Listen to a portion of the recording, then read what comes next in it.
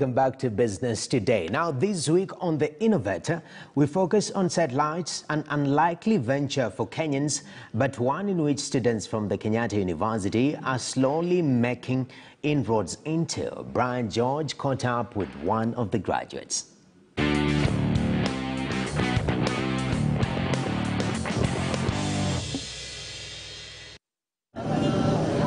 The smartphone has revolutionized communication, enabling you to access the internet with ease, opening up a world of possibilities.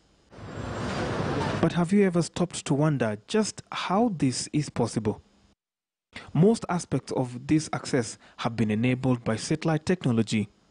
While this tech is common in Western countries, Kenyatta University graduates are pioneering the development of somewhat Kenya's first satellite technology.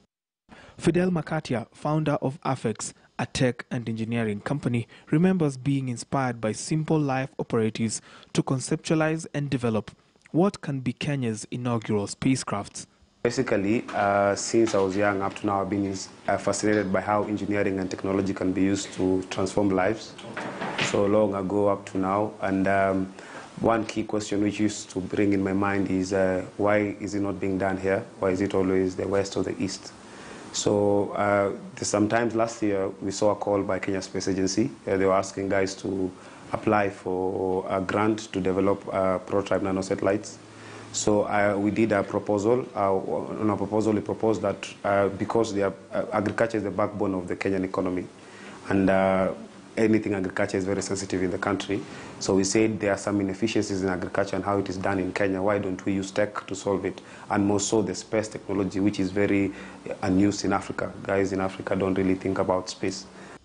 It took almost 8 months to put together the first prototype of the satellite, a nanosat.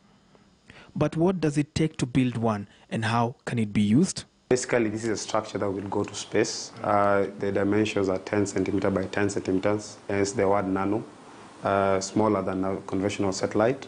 So inside here is where we will put the boards, motherboard, electrical motherboard, the main motherboard, and the sensor board, and even battery and power control board.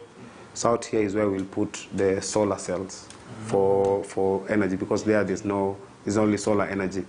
Yeah, so this is basically what will be launched in space. So it has taken us 8 months to come up with all the theory behind it and also the paths which you're going to do. Going to space, you need to achieve very high speeds. Think of somebody running up a hill. You need to break free of a rope. That rope is gravity.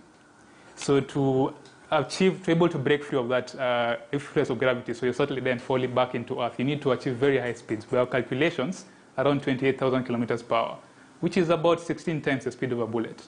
So you can imagine the extreme speed it will achieve.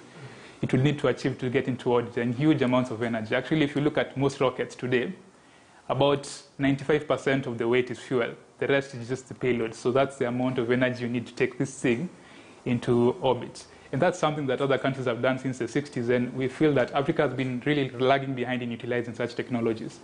So you need to take all those things into account, because when your satellite goes to space, there'll be nobody to fix it if something goes wrong. If communication goes black or there's any structural errors, if it shatters, there's nobody to come and fix it. It's a one-off, your project has failed. So you need to make sure that you take every calculation into account, everything is planned to the exact detail, everything happens exactly the way you want it to. The launch could happen any time in August this year. Fidel also intimated that the satellite technology can be used in assisting agricultural activity, for example, predicting wind patterns and assisting in mapping out pests and parasite routes. It can really be used to really boost the efficiency in the agricultural area. So part of the use case we got is the locust migration early last year, where there was locusts migrating from the northeast all the way to western Kenya. So although guys could communicate online, Twitter, even the government was aware, there was no defined technological way to map the migration patterns. So we said, okay, what if we make use of space technology like a satellite, we can be able to inform farmers, inform the government, we study the migration patterns and all those things. So we'll be able to predict and also mitigate these disasters when they occur or even before they occur. So why has such technology remained elusive in Kenya and other African countries? What people don't realize, if you've read the African Union paper on space in Africa, Africa spends around $7.2 billion on space-related activities. That's around 720 billion shillings just on space. If you open your app, you use Uber, you have to use a GPS satellite. and other things like analytics, forestry, and so on and so forth. That's all money that's going abroad to other countries, which could be done by Africans for Africans. And if you also look at so many, Kenya is a gifted country in terms of our position on the equator. When the Earth is rotating, we know that the equator is wider than other poles.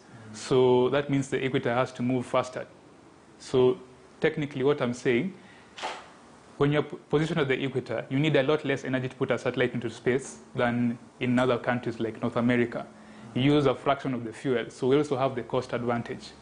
Basically, we can spend, what we would spend on putting a satellite into space would be significantly less than what you'd spend in another country.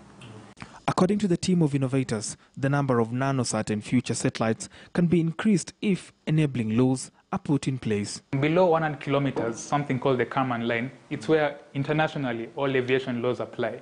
Above that space environment, those no longer apply, because basically there's nobody who can claim that this part of space is only mine and I can do whatever I want. So legally, the UN and other international bodies, other countries came back long ago when the space race was starting between the major powers to determine that below this line, below 100 kilometers, nobody can, all laws apply, but beyond that, your jurisdiction is your own satellite. Say, for example, if this goes crazy and crashes into somebody else's satellite, that will deny our jurisdiction. But otherwise, legally, law-wise, we encourage Parliament and others to develop legislation to help also exploit the space sector, attract investment, and nurture startups that are in the same field. The thought of having a Kenyan or a Kenyan satellite in space could still be mind-boggling, but perhaps it's a conversation whose time could be long overdue.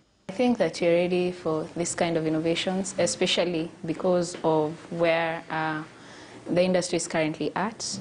Yeah, we have moved from the first to second to third. Currently, we are at the fourth industrial revolution.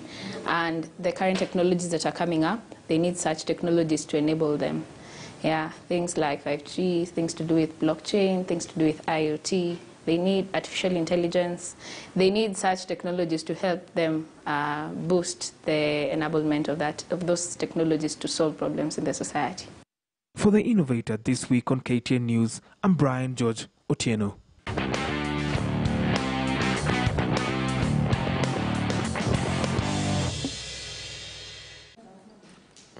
Indeed, the space is the next frontier to conquer. Bezos is doing it, Elon Musk is doing it, and also these wonderful Kenyans are doing it, taking us to space in one way or the other. Remember, tomorrow on the Standard newspaper, we have the financial standard, and we shall be looking at the issue of millennials. If you're born between 1981 to 1996, then there is an issue that we need to square off in tomorrow's newspaper, the Standard, the Financial Standard. Please make a point of buying the newspaper. It will be an interesting read, I assure you. With that said, thank you very much for watching Business Today. I'm not